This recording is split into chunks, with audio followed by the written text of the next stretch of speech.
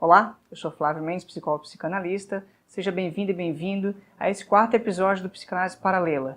Nesse episódio, eu pensei num texto que ele vem reverberando, eu tenho trabalhado muito nesse sentido, de ver o que vai comparecendo a cada novo episódio, ou o que vai reverberando dos outros.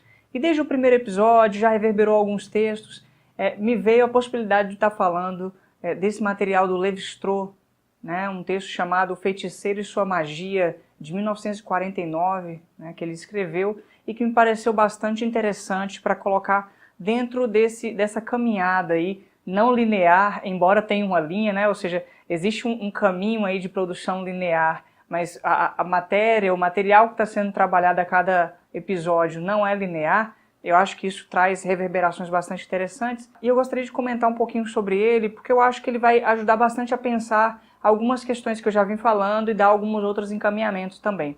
Esse texto, que é de 1949, ele foi escrito depois que o Lévi-Strauss voltou dos Estados Unidos. Ele estava fazendo doutorado com o Roman Jakobson, que era um linguista, que trazia toda uma discussão a partir do Ferdinand de Saussure, que foi outro linguista que teve uma influência muito importante num movimento, que no momento que o Lévi-Strauss volta para a França, ele escreve esses textos, assim como a tese de doutorado que ele traz, né, que é Estruturas Elementares do Parentesco. Ele escreve esse texto, Feiticeiro e Sua Magia, e também um outro chamado A Eficácia Simbólica, e esses textos têm uma revirada, eles têm um impacto importante nos intelectuais da época e também no próprio Lacan, que já estava fazendo o seu percurso pela psicanálise. O Lacan começou em 1932, antes um pouco, mas em 1932 de fato foi quando ele terminou a tese de doutorado dele, que já era no campo da psicanálise. E a discussão que o Lévi-Strauss traz faz um encaminhamento importante, porque ao mesmo tempo traz uma crítica à psicanálise da época e dá novos elementos para pensar uma nova forma de trabalhar com a psicanálise, que é a partir daí, inclusive, que o Lacan dá um avanço importante. Só para você ter uma ideia, de 1932 até esse ano, que foi 1949, o Lacan não falava a palavra inconsciente nos seus textos. É muito difícil encontrar. Ele utilizava outros termos para falar desses processos. Mas a partir de 1949, esse termo aparece e já numa leitura que quem deu de mão beijada foi o Lévi-Strauss. O Lacan não utilizava a noção de inconsciente que estava presente no Freud. E aí esse texto, assim como o da eficácia simbólica, servem para pensar e entender melhor o caminho que o Lacan foi fazendo e uma nova compreensão do que é o inconsciente para a psicanálise, que está aí até hoje se colocando como importante. Então eu vou caminhar um pouco mais com o texto. É um texto que eu acho muito gostoso, muito bom de se ler. O Lévi-Strauss tem uma escrita muito agradável, ao mesmo tempo bastante inteligente, conciso nas suas ideias, direto ao ponto, né? Ele tentando apresentar de uma maneira que seja clara, com vários exemplos. Eu gosto muito desse tipo de proposta e eu espero que isso também contribua para você caminhar de uma maneira interessante nesse projeto. Inclusive, se você está gostando dos vídeos, deixa o seu like, dá uma curtida, comenta, isso é importante para ajudar a divulgar, a circular um pouco mais o material pela internet, tudo bem? Ajuda aí que eu acho que vale bastante a pena. Vamos caminhar então um pouco mais com o texto, né? É um texto que está dividido em 6 tópicos. O primeiro e os 2 últimos tópicos já são elaborações, né? O primeiro ele está apresentando o problema e nos últimos 2 ele começa a refletir melhor sobre isso, a dar suas ideias principalmente, e nos 3 tópicos do meio ele dá alguns exemplos para situar qualquer questão. E o que está em jogo de fato é essa relação entre o feiticeiro e sua magia. Então vamos entrar um pouco no texto para você ter uma noção do que ele está trabalhando. Já para começar, ele traz uma reflexão do Cannon, que traz uma discussão sobre a questão do voodoo, da magia, para pensar como ela interfere nos processos de vivência das pessoas. E aí o Lévi-Strauss faz uma citação um pouco grandinha, mas eu acho que já ajuda a gente a entender que não é uma questão mística que está em cena, mas é exatamente um sistema que funciona e interfere nas relações sociais. É disso que se trata a magia da magia, né? E aí eu vou ler um pouquinho desse trecho, é um trecho um pouco grande, mas eu acho que vale a pena para a gente entender e inclusive pensar em outras questões. Olha só. Um indivíduo consciente de que é objeto de um malefício fica profundamente convencido pelas tradições mais solenes de seu grupo de que está condenado e parentes e amigos compartilham a certeza. A partir de então, a comunidade se retrai, todos se afastam do maldito e se comportam para com ele como se, além de já estar morto, representasse uma fonte de perigo para todos os que o cercam. Em toda ocasião e em cada um de seus gestos, o corpo social sugere a morte à pobre vítima, que não tenta escapar do que considera ser seu inelutável destino. E logo são celebrados para ela os ritos sagrados que a conduzirão ao reino das trevas. Brutalmente alijado de saída de seus laços familiares e sociais e excluído de todas as funções e atividades por intermédio das quais o indivíduo tomava consciência de si mesmo, e enfrentando em seguida as mesmas forças imperiosas, novamente conjuradas com o único propósito de bani-lo do reino dos vivos, o enfeitiçado cede à força combinada do terror que sente e da retirada súbita e total dos múltiplos sistemas de referência fornecidos pela conivência do grupo, e finalmente a sua inversão definitiva quando, de vivo e sujeito de direitos e de obrigações, passa a ser proclamado morto, objeto de temor, de ritos e de proibições. A integridade física não resiste à dissolução da personalidade social. E aí ele está mostrando o quê?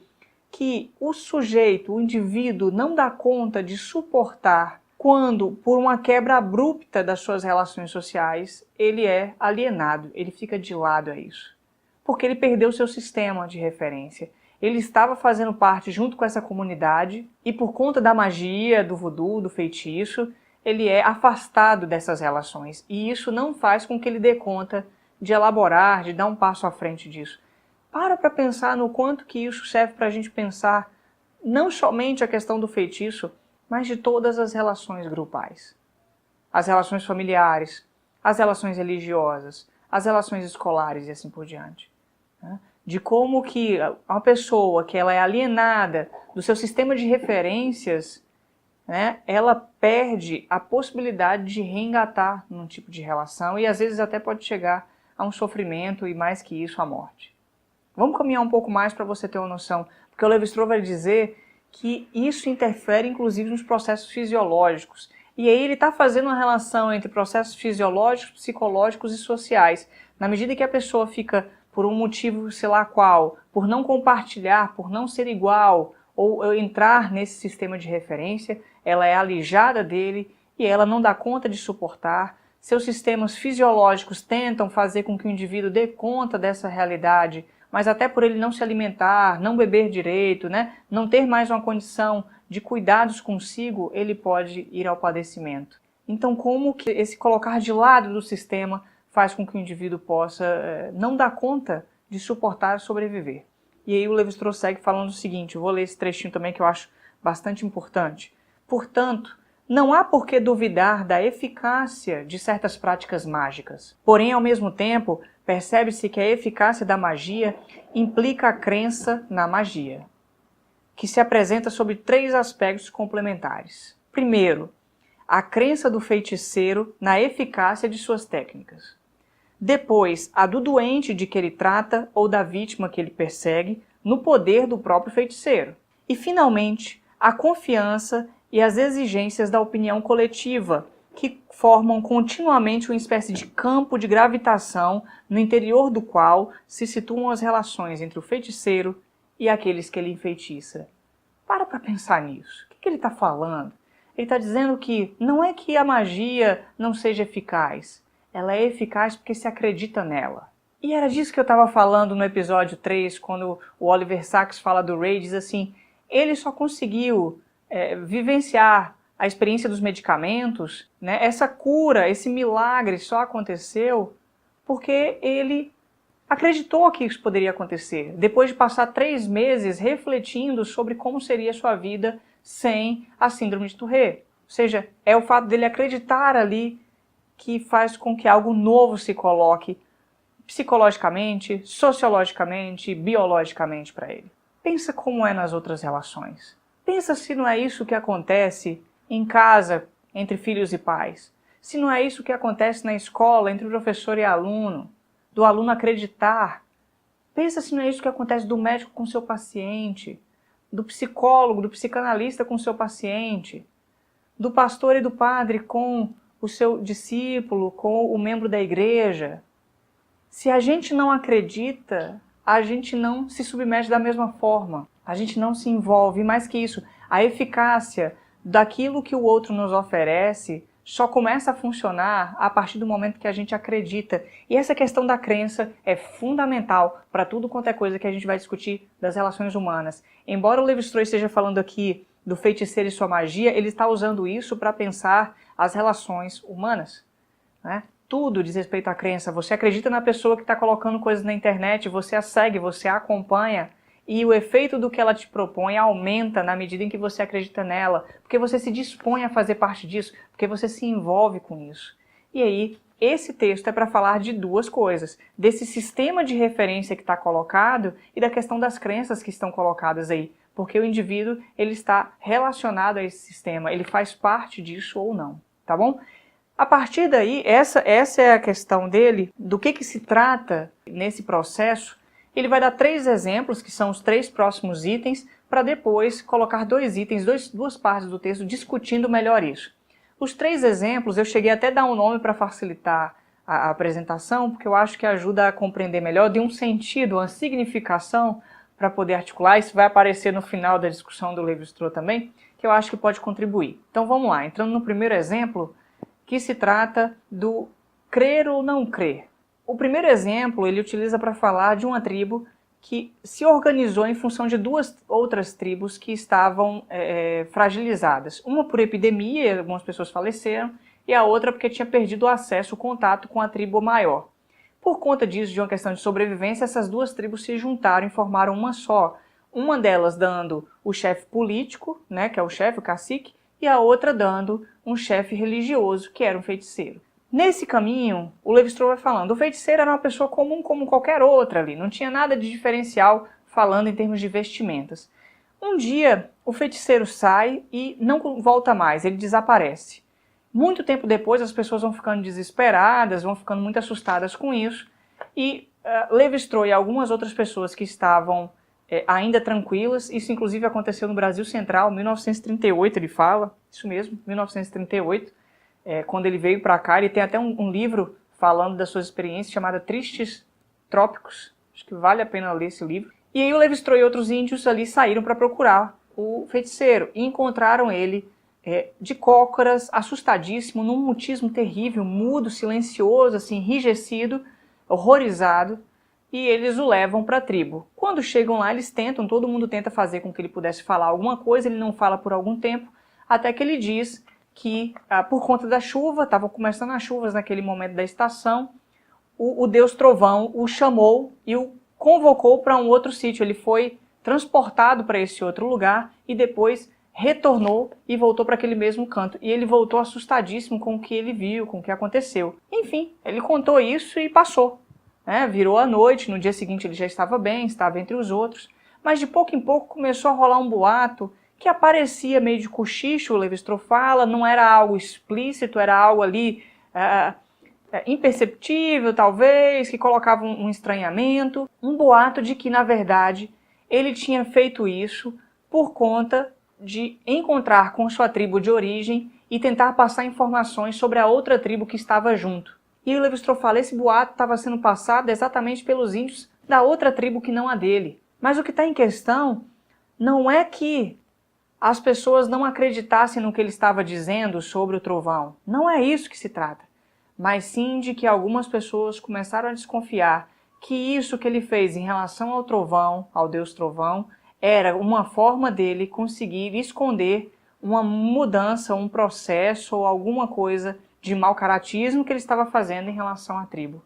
Então o que estava em questão não era a eficácia da experiência do feiticeiro, mas exatamente o motivo pelo qual ele estava vivenciando aquilo. E aí o Levi-Strauss fala, essas 2 concepções do que aconteceu estavam ali permeando simultaneamente as vivências das pessoas, e elas não conseguiriam objetivamente dar conta disso. Ele explica da seguinte forma, essas interpretações divergentes, qualquer que possa ser sua origem intelectiva, intelectual, não são evocadas pela consciência individual ao término de uma análise objetiva, mas antes como dados complementares, reclamados por atitudes muito fluidas e não elaboradas, que para cada um de nós tem um caráter de experiência.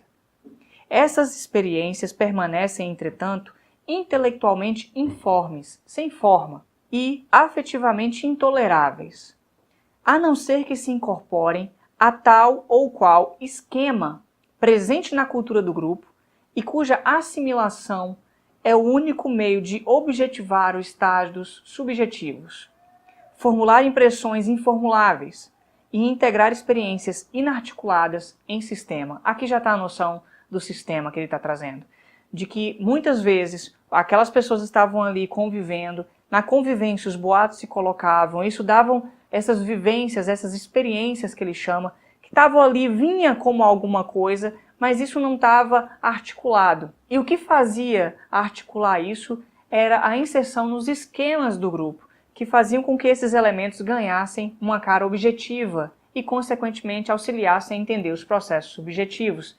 Entende isso? O que ele está dizendo? Que os sistemas ele vai explicar melhor, mas os sistemas em termos de representações do que o grupo vivencia, são sistemas que ele vai dar um nome melhor para isso daqui a pouco, fazem com que as experiências que são íntimas, individuais, ganhem uma forma coletiva, social e, portanto, expliquem os processos.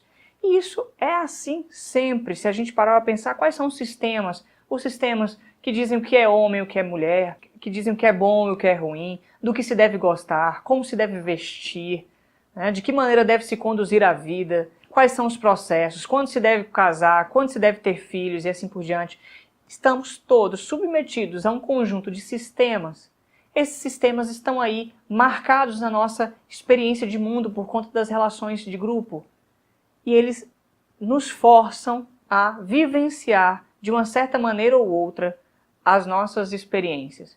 Eles dão a significação para essas experiências. E aí, o que ele está apontando é que essas experiências múltiplas se colocavam, mas o que daria uma forma para isso era a utilização dos esquemas do grupo. Primeira questão, e já vai marcando aí como que ele vai dando ênfase para esse elemento fundamental. O segundo exemplo, eu nomeei ele de o não feiticeiro feiticeiro. É o exemplo que ele vai contar a partir de um caso dos índios Zuni do Novo México, contado pela MC Stevenson. Qual foi a situação? Uma mocinha, né, começou a apresentar um ataque nervoso a partir do momento que um rapaz tocou-lhe nas mãos. Se a gente fosse pela psicanálise, a gente diria que isso é um ataque histérico. Mas naquele caso, isso foi interpretado, olha os sistemas aí, isso foi interpretado como um ataque, como uma feitiçaria. E esse rapaz foi colocado num júri, porque nessa tribo a feitiçaria era punida com morte. E ele começa a se defender por algum tempo. E aí, por mais que ele tentasse dar justificativas do porquê, de que ele não era feiticeiro, não tinha nada a ver com isso, o que aconteceu, não dava certo. E o Lévi-Strauss fala, por conta dele tanto ver que não estava dando certo e por saber que, né, poderia morrer por conta disso, ele mudou a tática. Ele começou a dizer que de fato era um feiticeiro. E aí ele inverteu o processo. E no que ele conta que ele de fato foi feiticeiro, ele foi narrando tudo o que teria acontecido, de que ele passou por uma formação realmente em feitiçaria e os feiticeiros o ensinaram a utilizar determinados elementos para fazer algum material que pudesse ao mesmo tempo ter o efeito de adoecer as pessoas e também de curá-las. Lévi-Strauss fala que essa última parte foi algo tático, né? Porque deu conta de ser um elemento novo. E aí nessa hora os seus juízes, né, quem estava julgando ele, pede que ele prove isso. Então ele pega, faz essas poções, mostra, utiliza uma, entra no estado do transe, depois alguém utiliza outra com ele, ou ele que utiliza outra, e ele fica melhor, e aí ele utiliza na mocinha, a mocinha se cura.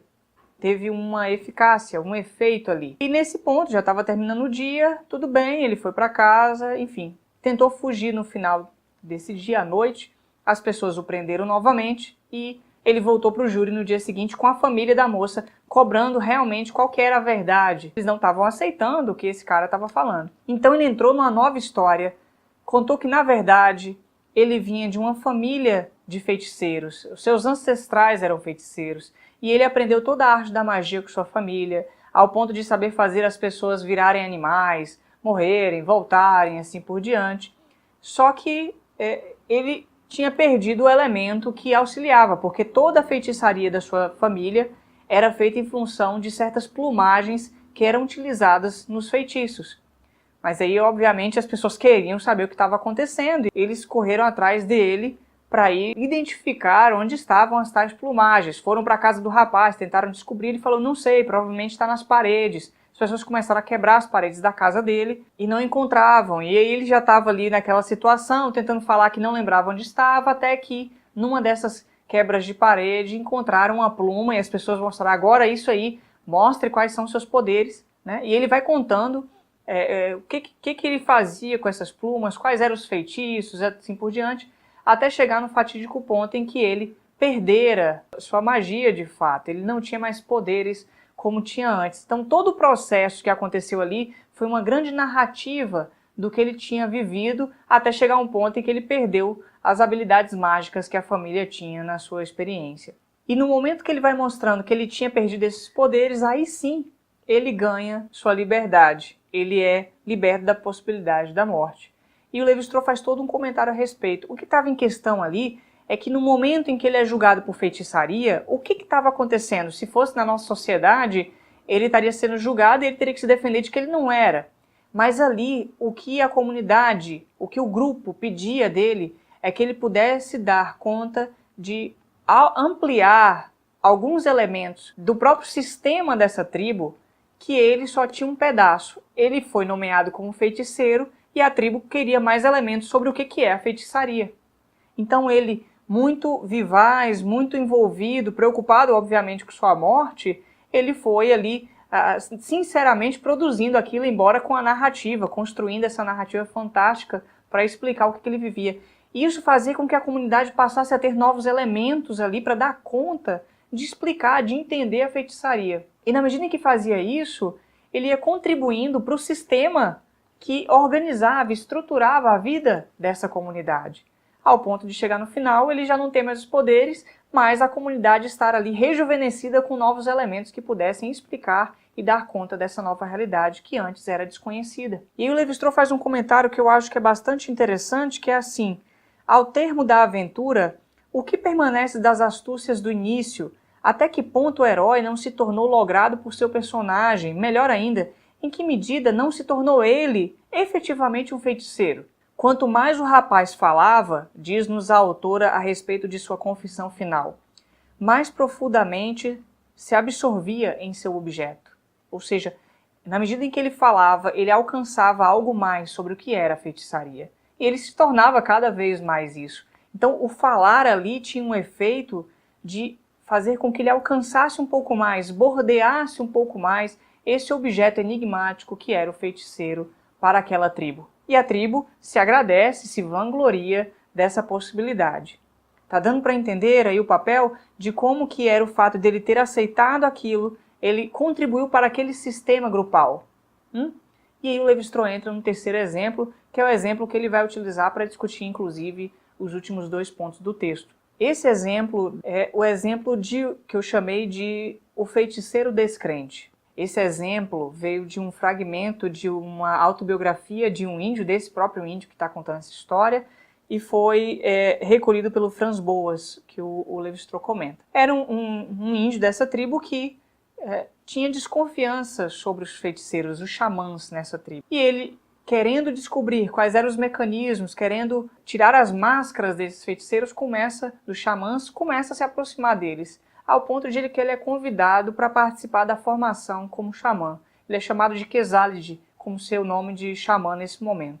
E ele tão logo começa, bastante descrente do que ele estava vivendo ali, ele começa a ter aulas de como que era o trabalho do xamã. E as aulas, os nomes, as propostas das atividades, inclusive mostravam para ele como que isso dizia respeito a algo charlatão, algo mentiroso. Só que, por outro lado, ao mesmo tempo, ele ia se aproximando disso, até que em determinado momento ele vai se tornando conhecido e ele é convidado, porque uma pessoa de uma outra tribo sonha que ele vai ser o seu salvador, essa pessoa o chama para poder curar. E ele havia aprendido uma técnica específica desse grupo de xamãs, que era de, utilizando uma plumagem, eu entendo como se fosse um algodão, uma plumagem que fica escondida dentro da boca, morder a língua ou a gengiva para sair sangue e cuspir essa plumagem ensanguentada como se fosse o corpo doente, o elemento doente que foi sugado ali do padecimento do indivíduo. Ele aprendeu essa técnica que era específica desse grupo e fez isso com esse doente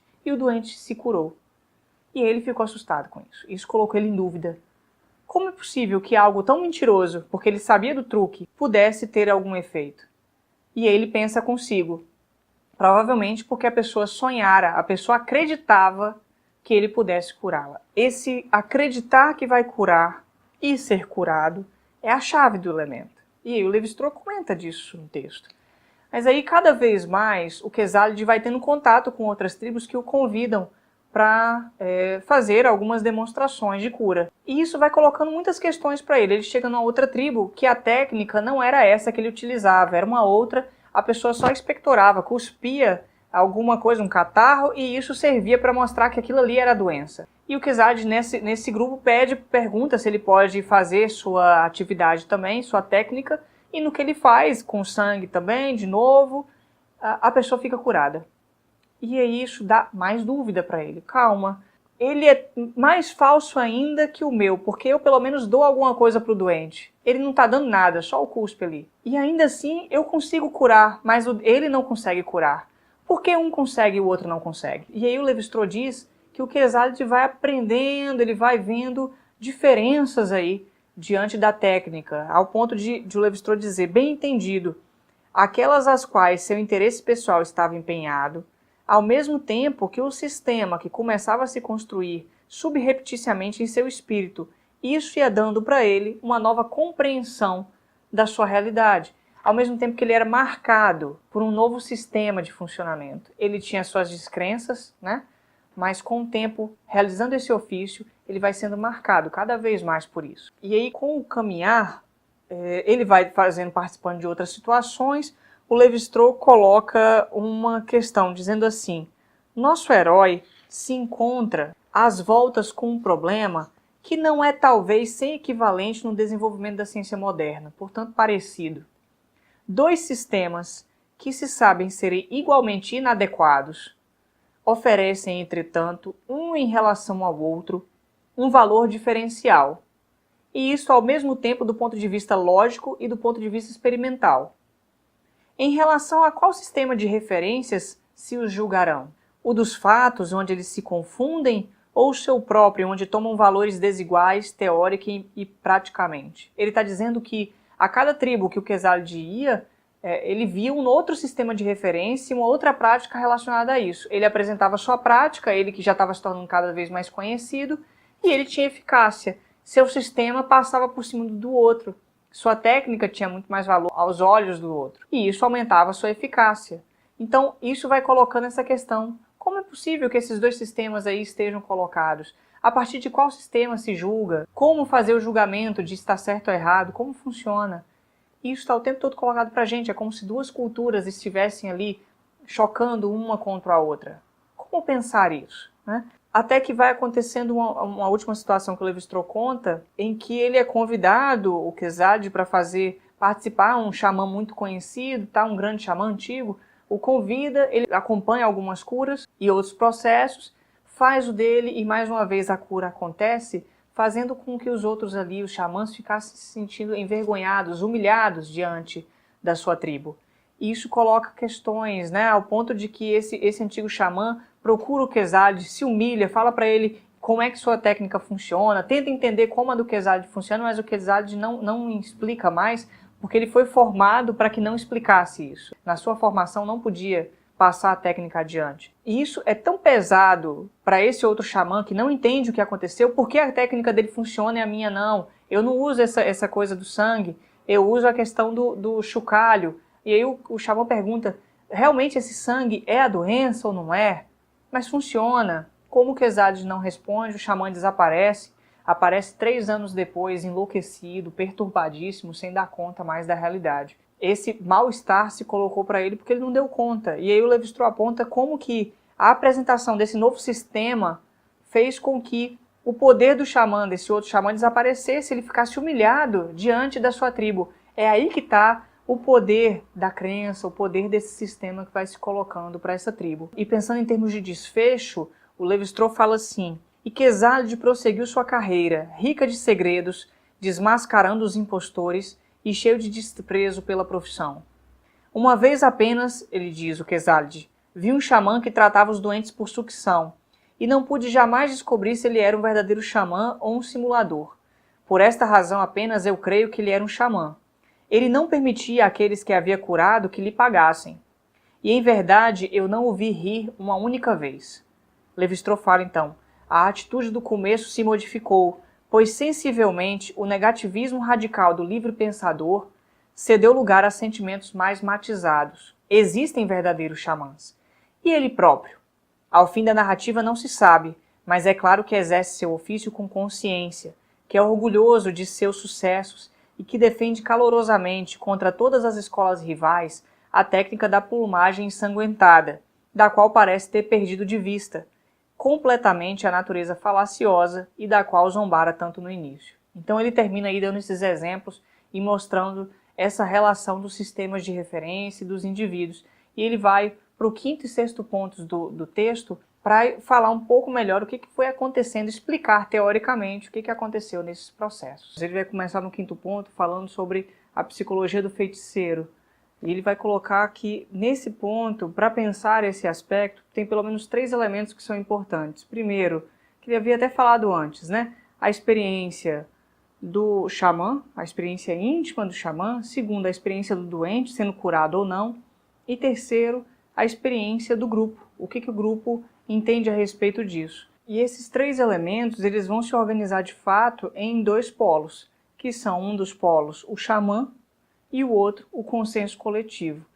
A experiência do doente nesse aspecto, no que diz respeito ao sistema, ela não é tão importante quanto as outras duas. Porque de um lado vai ter o xamã com sua experiência, com tudo que ele vivenciou, e aí não é só em termos de experiência que se trata, mas é uma experiência que é nomeada e está dentro do sistema da tribo e se coloca de uma forma que elabora esses elementos da experiência e dá um significado que envolve os aspectos místicos e relacionados ao grupo. E o segundo é o polo do grupo, que aponta para o consenso do grupo, os elementos construídos pelo grupo para explicar os sistemas de referência que fazem parte desse grupo e com o qual o xamã se articula. E aí o Levi-Strauss tem uma fala que aponta para essa distinção de por que não é a questão do doente ali nesse momento. E a fala dele é assim, porque o Quesaldi, o feiticeiro, não se tornou um grande feiticeiro porque curava seus doentes. Ele curava os seus doentes porque se tinha tornado um grande feiticeiro. Somos, pois, diretamente conduzidos a outra extremidade do sistema, isto é, ao seu polo coletivo. De um lado está o feiticeiro, né, a sua experiência íntima, elaborada de acordo com o sistema do grupo, e do outro lado está o sistema do grupo, o sistema consensual. O paciente está no meio disso, e é exatamente porque o grupo entende que essa pessoa consegue, que ela tem condição de dar pelo menos um passo em relação à cura. Se o paciente é curado ou não, isso vai ser interpretado conforme o sistema desse grupo. E isso é importante para entender o que diz respeito à consideração da eficácia aí no processo. Além disso, o Levi-Strauss faz um apontamento de algo que acontece inclusive na psicanálise, é parte da história dela. Se a gente parar para pensar, o doente curado aí, ele se torna apto, inclusive, a se tornar um novo xamã. Da mesma forma que acontece em alguns processos, como o da psicanálise, que o psicanalizante, depois de um tempo, quando passa pela cura, ele vai também se tornando psicanalista. Então, no fim das contas, a experiência do doente é também a experiência que entra no campo do xamã, na medida em que ele, ao passar pelo processo da feitiçaria, do xamanismo, ele pode curar outras pessoas das doenças, inclusive das quais ele passou. Isso é a base também para pensar a própria história da psicanálise.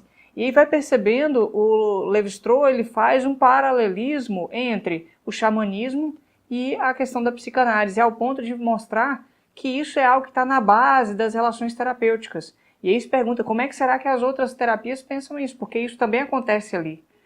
O fato de que há um sistema funcionando ali, um processo acontecendo. Então, de um lado, o xamã, do outro lado, o consenso do coletivo, o consenso do grupo. Então, essa relação entre indivíduo e grupo vai ficando muito importante. O Levi-Strauss fala que o xamã ele oferece para o grupo a experiência de alguém como um estranho, adoecido que seja, que passou por algo e está sempre repetindo o seu próprio chamado enquanto xamã, enquanto feiticeiro, passando por todo o sofrimento, o mal-estar, a dificuldade, até chegar ao ponto em que ele alcança a cura. Esse é o processo do xamanismo. Se você pegar o outro texto do Lévi-Strauss sobre a eficácia simbólica, ele vai contar isso melhor. O xamã ele faz todo esse caminho, esse processo do padecimento até chegar à cura. E é isso que faz com que, com essas novas referências que vão se colocando, a pessoa consiga alcançar a cura.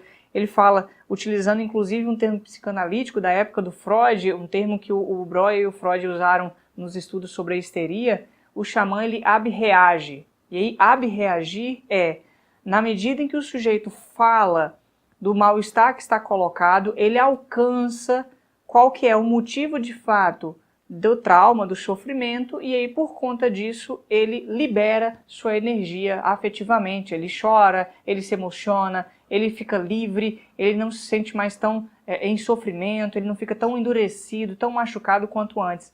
E aí é o xamã que passa por esse processo diante do paciente, ele vivencia todo esse processo para que o paciente capture isso e, consequentemente, se cure. No caso da psicanálise, não é o psicanalista que abreage, pelo contrário, é o paciente. Então, enquanto no xamanismo é o xamã que faz todo o processo e o paciente se cura, na psicanálise o psicanalista pede que o paciente faça todo o processo.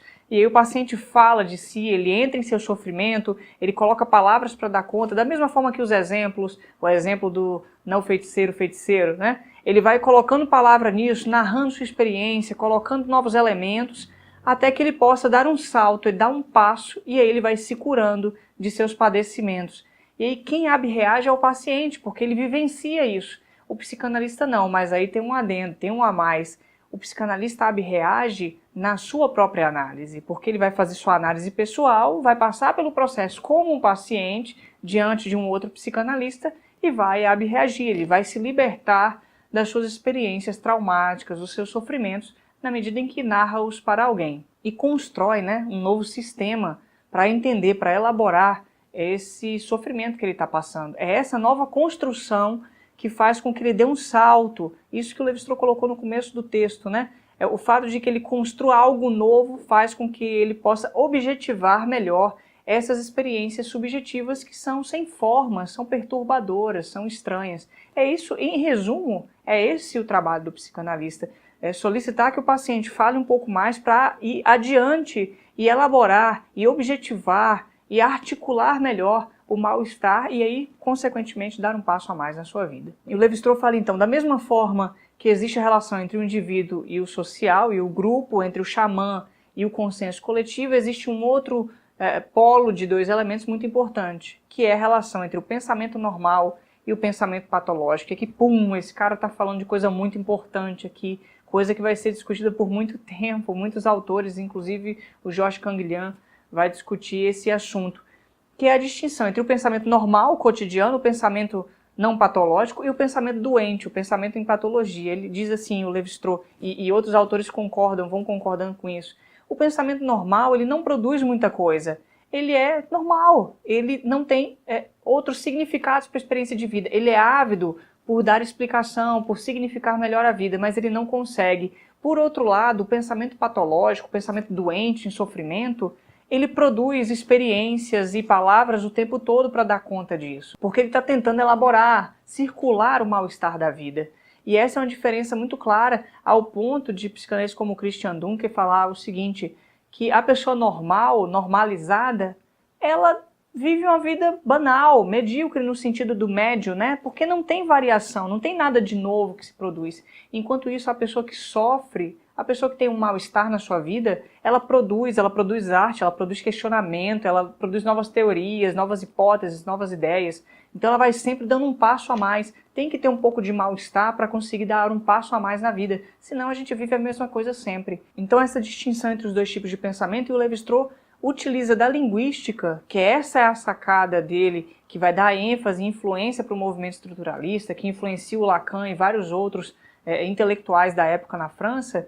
Ele faz uma articulação disso com o modelo linguístico. Ele diz, isso aqui, utilizando o modelo linguístico, a gente pode pensar na relação entre significado e significante. O Saussure, que eu falei lá atrás, quando apresentei o Lévi-Strauss, ele propôs a compreensão sobre o signo linguístico, a palavra na linguagem. O signo linguístico, que é a palavra, é composto por dois elementos. O significado, que é a ideia, o conceito que nos vem à mente quando eu falo alguma coisa, né? Casa, cachorro, psicanalista, sempre vem alguma coisa, ou não, mas geralmente vem alguma coisa na cabeça, isso é o significado, é o conceito.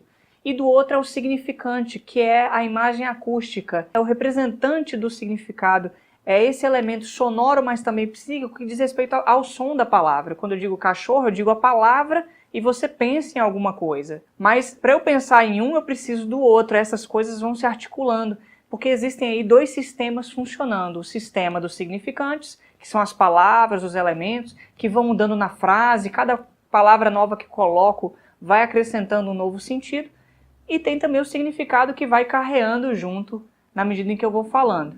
E aí tem toda a teorização para pensar a relação entre significante e significado. Mas basicamente o significado é o conceito, a ideia, e o significante é a palavra, é o som, é a imagem acústica, a representação acústica dessa palavra para a gente, psiquicamente falando. E ele fala, se a gente for comparar com o modelo linguístico, a gente poderia dizer que o pensamento normal, ele carece de significado, porque ele não consegue produzir muitos significados.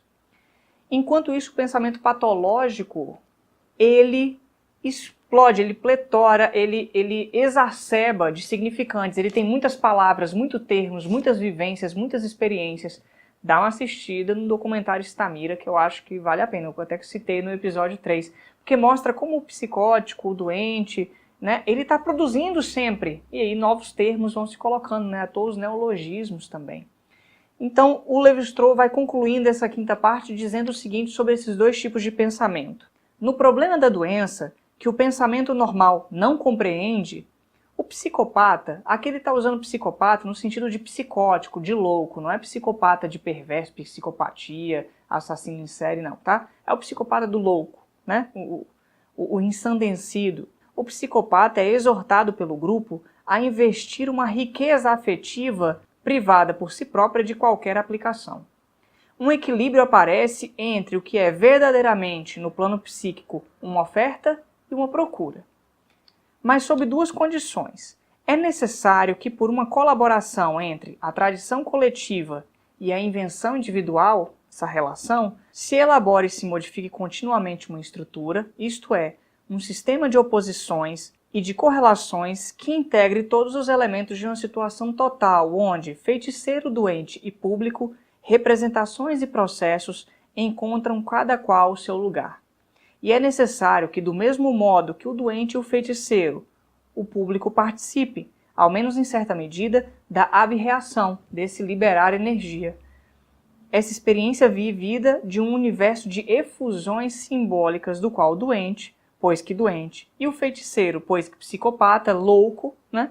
Isto é, dispondo ambos de experiências não integráveis de outro modo, podem lhe deixar à distância entrever as luminárias, as luzes. Ou seja, é exatamente essa integração simbólica desses participantes em meio a essa estrutura de correlações, de elementos de oposição, que vai fazer com que tudo se dê um novo sentido, uma nova organização e realmente produza efeitos de cura.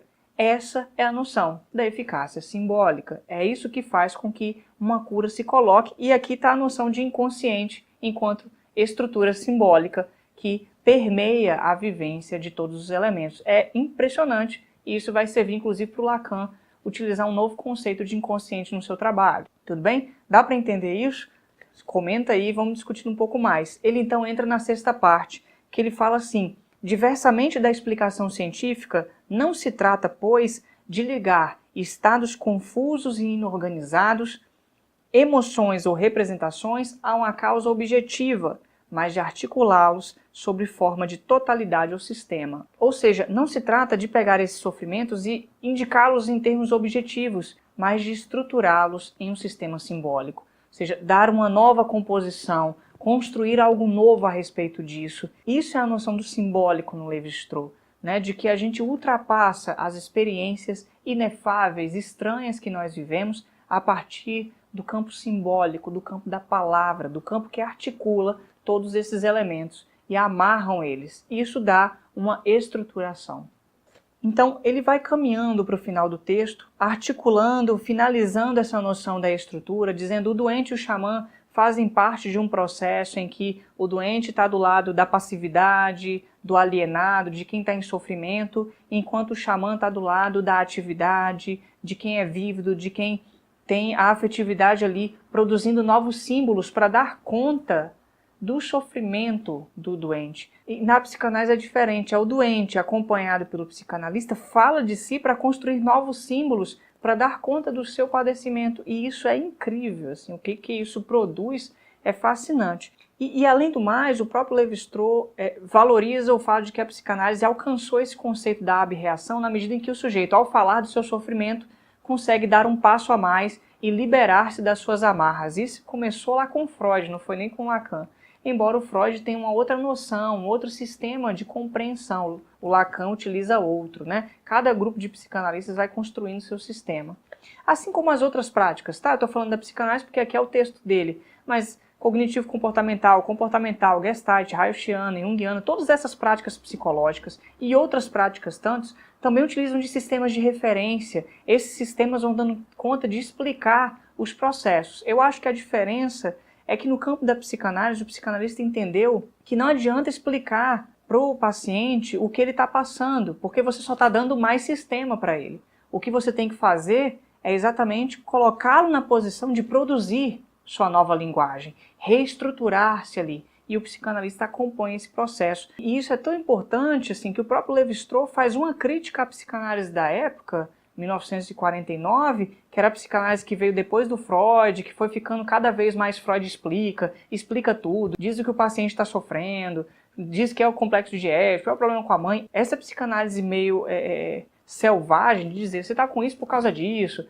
minha teoria que te explica, ela foi sendo deixada de lado por conta, principalmente, das intervenções do Lacan. E aqui nesse texto, o Lévi-Strauss faz uma crítica a essa psicanálise do que virou o Freud explica, né, assim, de que, embora a psicanálise seja diferente do xamanismo, a psicanálise foi se tornando naquela época um campo que estava utilizando a própria teoria para explicar tudo aos pacientes, ao invés de escutá-lo, né? Estava exagerando nas interpretações.